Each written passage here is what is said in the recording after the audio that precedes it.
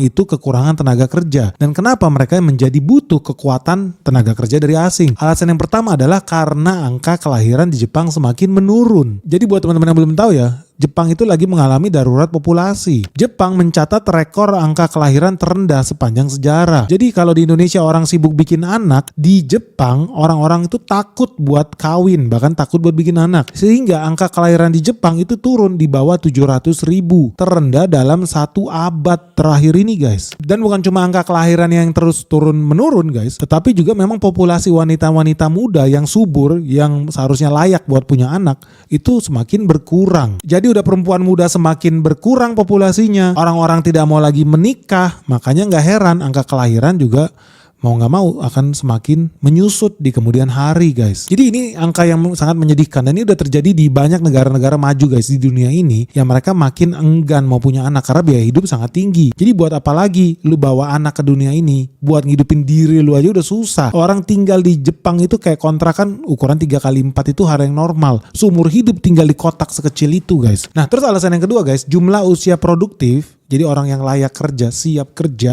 di Jepang itu semakin lama semakin menyusut, semakin berkurang. Jadi udah orang-orang mudanya nggak mau punya anak, jadi generasi selanjutnya bakal punah nih manusia Jepang.